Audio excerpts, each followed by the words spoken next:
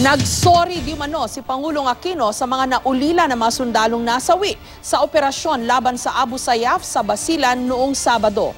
Binisita rin niya sa Zamboanga City ang mga nasugatan sa hanay ng militar.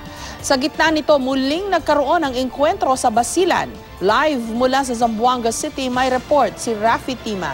Rafi.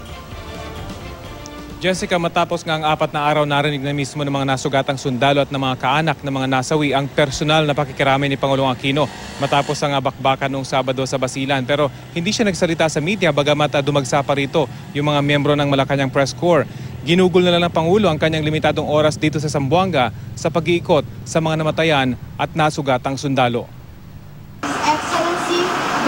4 na araw mula nang mangyari ang madugong bakbakan ng militar laban sa Abu Sayyaf sa Tipo-Tipo, Basilan, binisita ni Pangulong Aquino ang mga sugatang sundalo na nakaratay sa Camp Navarro General Hospital.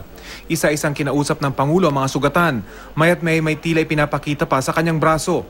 Bago nito, dumalaw din ang Pangulo sa burol ng isang sundalo sa kanilang tahanan sa Ayala, Zamboanga.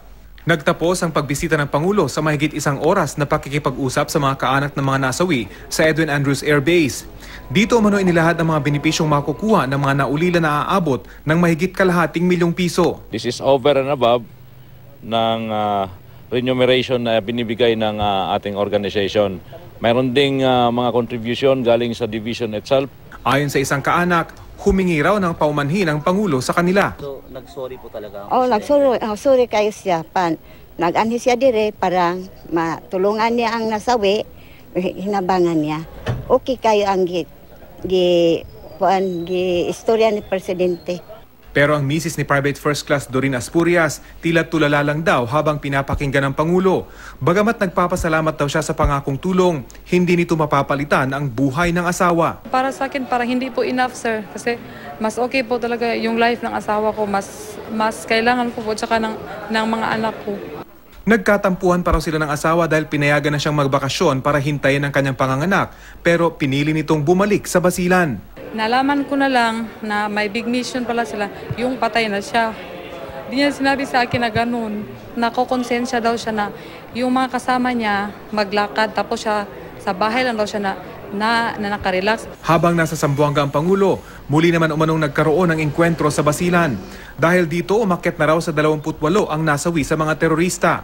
Nakubkob din umano ng militar ang isang kampo ng Abu Sayyaf. Ito po siguro ang kanilang kalagitnaan ng kampo.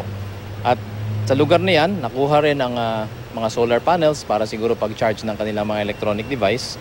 Bukod sa mga personal na gamit ng mga terorista, may 59 na kaban ng bigas umanong nakaimbak dito. Ayon sa militar, bagamat batid nila na ilang beses na nating narinig yung kanilang pahayag sa tuwing may malaking operasyon laban sa Abu Sayyaf, itong militar, natatapusin na nila itong bandidong grupo. Sa pagkakataon ito, malaki daw ang tsansa na mangyari na nga ito, at least dito man lang sa Basilan. Jessica? Rafi, no statement at all from Malacanang kahit kasama ng presidente sa pagtungo riyan ang Malacanang Press Corps. Ganun ba yun?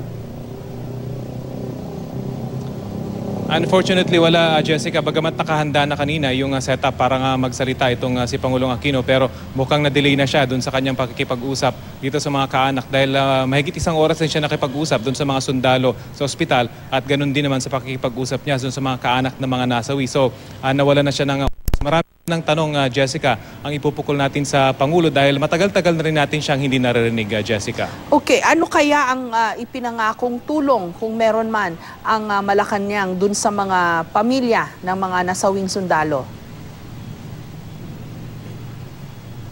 Bukod, Jessica, dun sa mga nabanggit ng Western Mindanao Command at ang First Division na pera na aabot sa mahigit kalahating ₱1,000,000, depende yan sa rango nung nasawi, ay meron din doon mga pinag-uusapang scholarship at livelihood dito sa mga naulila ng mga nasawing sundalo. Kanina ay naiwan pa yung mga miyembro ng Presidential Management Staff para kunin yung detalye ng iba pang mga kaanak para nga daw matulungan sila at ma-extend itong mga livelihood program sa kanila, Jessica. In the meantime, nakabakbakan muli ng militar ang Abu Sayyaf doon mismo sa Basilan.